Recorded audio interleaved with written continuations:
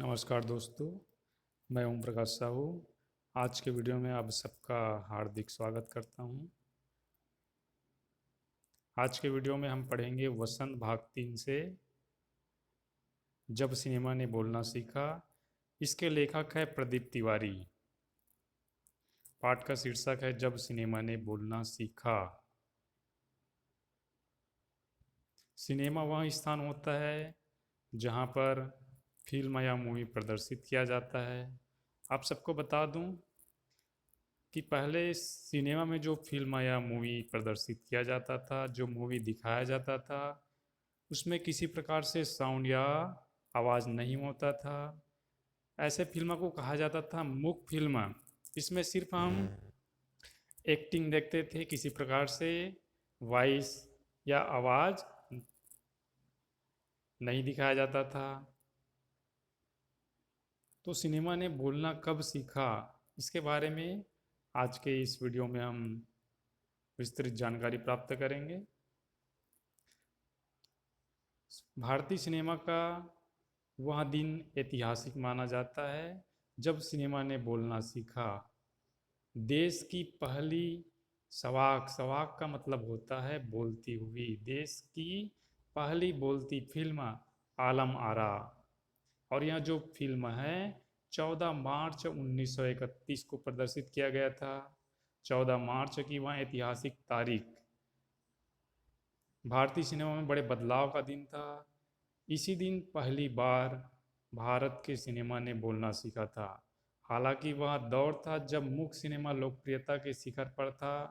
पहली बोलती फिल्म जिस साल प्रदर्शित हुई उसी साल कई मूक फिल्में भी बने, मगर बोलती फिल्मों का नया दौर प्रारंभ हो गया। तो इस प्रकार से पहली बोलती फिल्म जिसका नाम है आलम आरा। और यह जो आलम आरा फिल्म है, इसके पोस्टर पर क्या लिखा गया था, इसमें एक प्रश्न बनता है कि पहली बोलती फिल्म आलम आरा के पोस्टर पर विज्ञापन की कौन सी पंक्तियां लिखी गई थी। तो पहली बोलती फिल्म आलम आरा के पोस्टर पर लिखा गया था, वे सभी सजीव है, सांस ले रहे हैं, 100% बोल रहे हैं, 78 मुर्दा इंसान जिंदा हो गए, उसको बोलते बातें करते देखो। तो ये जो पंक्तियां हैं लिखा हुआ था भारत की पहली बोलती फिल्म आलम आरा के पोस्टर पर। और इस फिल्म में कितने चेहरे थे? 78, 78 चेहरे थे इसमें। और यह जो पहला बोलती फिल्म आलम आरा है, इसको बनाने वाले इसके फिल्मकार थे आरदेशिर एम ईरानी। आरदेशिर ने 1929 में हॉलीवुड की एक बोलती फिल्म शो बोर्ड देखी और उनके मन में बोलती फिल्म बनाने का इच्छा जगी। उन्होंने इस फिल्म के निर्देशक है आरदेशिर एम ईरानी। उन्होंने 1929 में हॉलीवुड की एक बोलती फिल्म शो बोर्ड देखी, जिसको देख करके उसके मन में बोलती फिल्म बनाने की इच्छा जागी।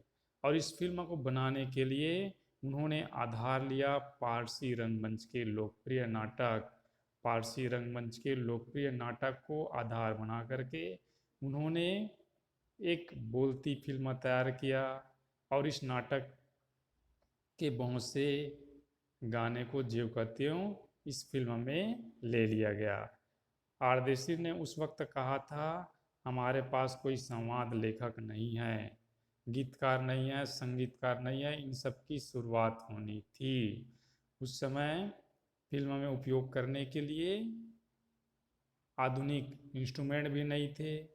जो पहली बोलती फिल्म है, महज इसमें सिर्फ 3 वाद्य यंत्रों का 3 इंस्ट्रूमेंट यूज़ किया गया। और ये वाद्य यंत्र या इंस्ट्रूमेंट है हारमोनियम, वायलिन, तबला। जो पहली बोलती फिल्म है इसमें 3 इंस्ट्रूमेंट 3 वाद्य यंत्र प्रयोग किया गया, वो है तबला, हारमोनियम और वायलिन। इस फिल्म में पहले पार्श्व गायक बने थे W.M. खान। पार्श्व गायक का मतलब होता है पर्दे के पीछे से गाने वाला। और इस फिल्म का पहला गाना था दे दे खुदा के नाम प्यारे, अगर देने की ताकत है। और उस समय जो शूटिंग किया जाता था, फिल्म का शूटिंग किया जाता था, अक्सर रात के समय में किया जाता था। रात के समय में फिल्म शूटिंग करने का कारण था कि दिन में तरह तरह की इधर उधर की आवाज़ आ जाता था, जिसके कारण से शांतिपूर्ण वातावरण में रात के समय फिल्म का रिकॉर्डिंग, फिल्म का शूटिंग किया जाता था। और इसके लिए चूंकि फिल्म रात में शूटिंग किया जाता था, इसलिए कृत्रिम प्रकाश की व्यवस्था करनी पड़ी।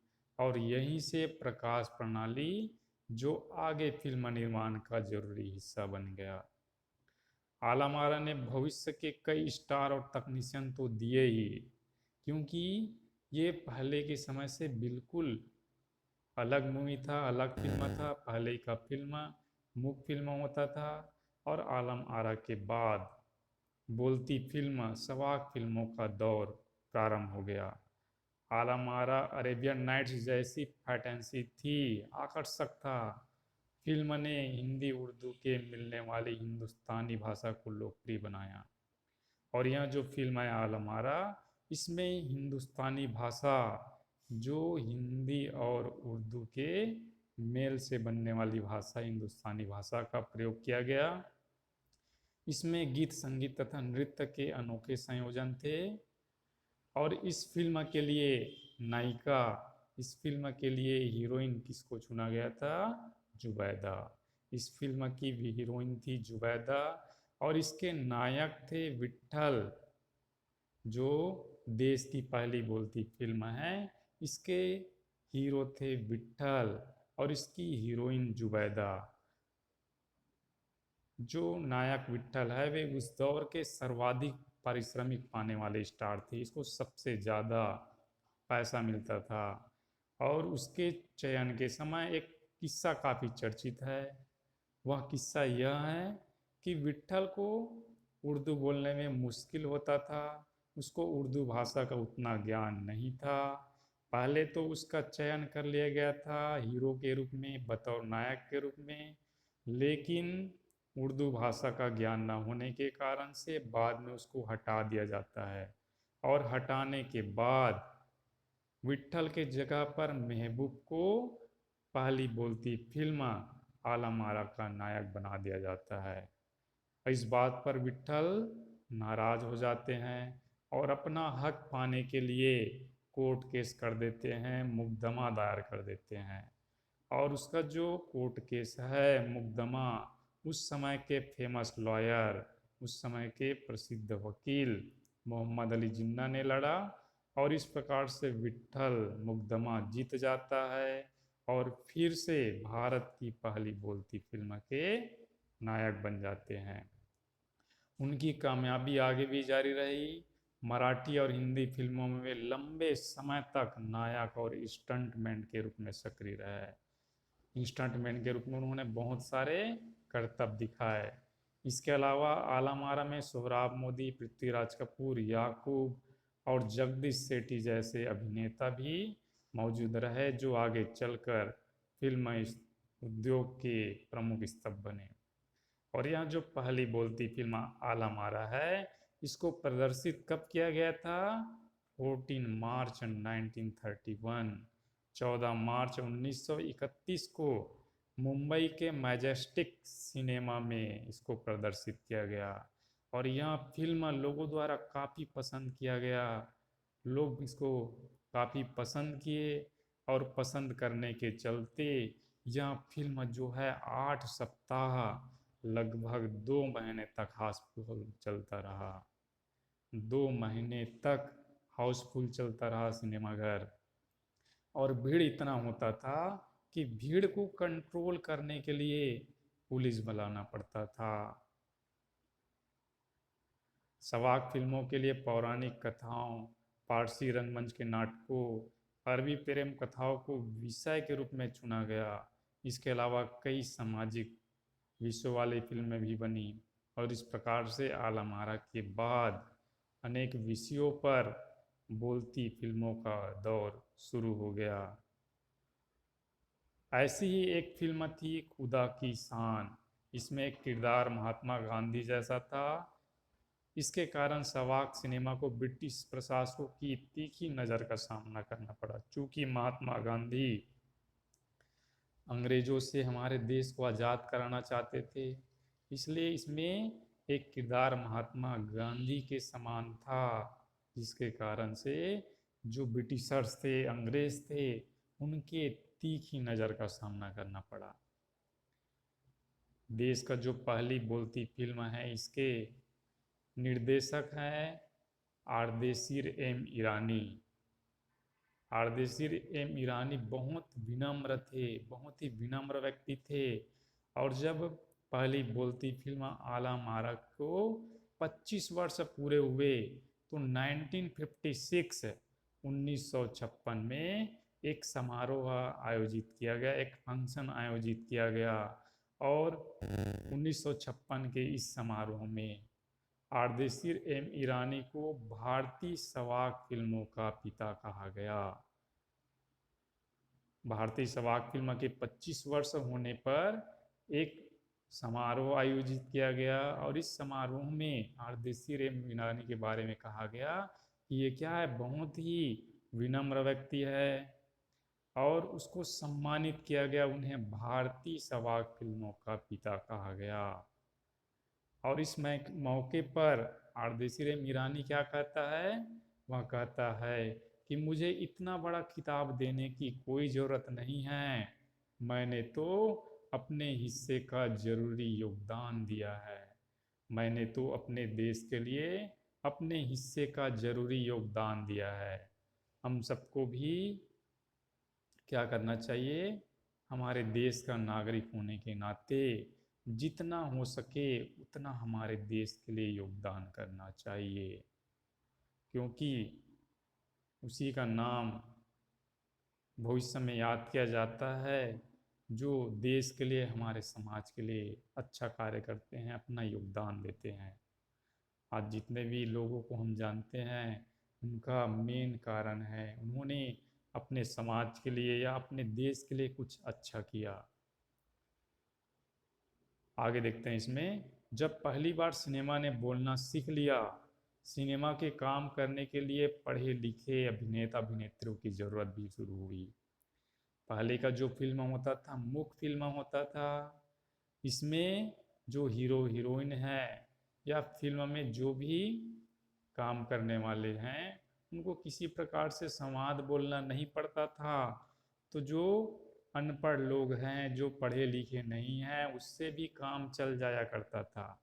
लेकिन जैसे ही सवाक फिल्मों का दौर प्रारंभ हुआ, पढ़े लिखे अभिनेता अभिनेत्री, पढ़े लिखे नायक नायिका, पढ़े लिखे हीरो हीरोइन की आवश्यकता महसूस की गई, क्योंकि अब संवाद भी बोलने थे, सिर्फ अभिनय से काम चलने वाला नहीं था। मुख्य फिल्मों के जो एक्टर थे अधिकांशतः कैसे होते थे, पहलवान शरीर वाले, स्टंट करने वाले, उछल कूद करने वाले। इसके लिए चाहे वह पढ़ा लिखा हो या ना हो, तब भी चल जाता था, क्योंकि पहले के फिल्म में संवाद नहीं बोलना पड़ता था। आला मारा के बाद आरंभिक सवाक दौर की फिल्मों में कई गायक अभिनेता बड़े पर्दे पर नजर आने लगे। सवाक का मतलब होता है बोलती हुई। सवाक फिल्म का मतलब है बोलती हुई फिल्म, और पहली बोलती हुई फिल्म है आलम आरा। और इस जो फिल्म है उसमें हिंदी उर्दू का मेल वाली हिंदुस्तानी भाषा का प्रयोग किया गया था, जिसके कारण से हिंदी और उर्दू भाषा का महत्व भी बढ़ने लगा। सिनेमा में देह और तकनीक की भाषा की जगह जन प्रचलित बोलचाल की भाषाओं का दाखिला हुआ। सिनेमा ज़्यादा देसी हुआ। इस तरीके से आगे चल कर के समाज की विभिन्न सामाजिक जीवन पर प्रतिबिंबित फिल्मों का निर्माण होने लगा। और उस समय अभिनेता अभिनेत्री का मतलब है हीरो हीरोइन, जो फिल्म का नायक नायिका होता है। अभिनेता अभिनेत्रियों की लोकप्रियता का असर उस दौर पर भी खूब पड़ा था। हर समय की बात हो, चाहे पहले का समय हो या आज के समय, हीरो हीरोइन की लोकप्रियता का असर दर्शकों पर काफी पड़ता है। लोग भी और आज के लोग भी हीरो हीरोइन के, उसके कपड़े, उसके हेयर स्टाइल, उसके चलने के तरीके, बहुत सारी बातों को ऑब्जर्व करते हैं, उसको कॉपी करने का प्रयास करते हैं। तो उस समय एक फेमस फिल्म हुआ माधुरी, और इस माधुरी फिल्म की नायिका थी सुलोचना। जो माधुरी फिल्म है उसकी हीरोइन थी सुलोचना, और उस समय सुलोचना का जो हेयर स्टाइल है बहुत फेमस हुआ। तो उस समय की महिलाएं क्या करती थी, जो नायिका है, जो हीरोइन सुलोचना है, उसके हेयर स्टाइल को कॉपी करती थी। आर्देशिर ईरानी की फिल्में में भारतीय के अलावा ईरानी कलाकारों ने भी अभिनय किया था। स्वयं आलम आरा भारत के अलावा श्रीलंका, बर्मा, पश्चिम एशिया में पसंद की गई, जो देश का पहली बोलती फिल्म है। इसको भारत ही नहीं बल्कि भारत के बाहर भी श्रीलंका, बर्मा और पश्चिम एशिया के बहुत सारे देशों में पसंद किया गया। भारतीय सिनेमा के जनक फाल्के को सवाक सिनेमा के जनक आर्देशी ईरानी की उपलब्धि को अपनाना ही था, क्योंकि वहाँ से सिनेमा का एक नया युग शुरू हुआ, सिनेमा का एक नया दौर शुरू हुआ। वह नया दौर कौन सा है? सवाक फिल्मों का दौर। वह नया दौर है सवाक फिल्मों का दौर, क्योंकि आलम आरा से पहले जितने भी फिल्म बने वो क्या था, मूक फिल्म होता था, उसमें किसी प्रकार से वॉइस, किसी भी प्रकार से साउंड नहीं होता था। ये रहा दोस्तों, जब सिनेमा ने बोलना सीखा। इसकी मुख्य मुख्य बातें हैं। यह जो फिल्म है पहली बोलती फिल्म आलम आरा है, जिसको भारतीय सिनेमा पर कब प्रदर्शित किया गया था? 14 मार्च 1931 को। और इसके निर्देशक है आर्देशी ईरानी। और इन्होंने हॉलीवुड का फिल्म देखा था शो बोट, जिसको देख करके उसको इच्छा जगा था, और इसके लिए उन्होंने पारसी रंगमंच के नाटक को आधार बनाया। और इस फिल्म की हीरोइन थी जुबैदा, इस फिल्म के हीरो विट्ठल। लेकिन उस समय एक किस्सा हुआ, वो किस्सा क्या है? उसको उर्दू भाषा का ज्ञान ना होने के कारण से उसकी जगह महबूब को हीरो बना दिया जाता है। विट्ठल कोर्ट केस करता है, कोर्ट केस में जीत जाता है, फिर से वह नायक बन जाता है। और यह जो फिल्म इतना फेमस हुआ कि दिल्ली के सिनेमाघर में लगातार 8 सप्ताह 2 महीने तक चला। भीड़ इतना ज़्यादा होता था कि भीड़ को कंट्रोल करने के लिए पुलिस बुलाना पड़ता था। और जब भारतीय सिनेमा में आलम आरा को 25 वर्ष हुए तो इस फिल्म के निर्देशक को सम्मानित किया गया, उसको विनम्र व्यक्ति कहा गया, और उसको भारतीय सवाक फिल्मों का पिता माना गया। इस पर उन्होंने क्या कहा कि मुझे इतना बड़ा किताब देने की ज़रूरत नहीं है, मैंने तो अपने हिस्से का देश के लिए जरूरी योगदान दिया है। इस प्रकार से यह जो पाठ है जब सिनेमा ने बोलना सीखा, यहीं पर समाप्त होता है। दूसरे वीडियो में देखेंगे इस पाठ के प्रश्न उत्तर। यदि आज का वीडियो पसंद आया हो तो वीडियो लाइक करें, शेयर करें और चैनल को सब्सक्राइब करें चैनल। धन्यवाद।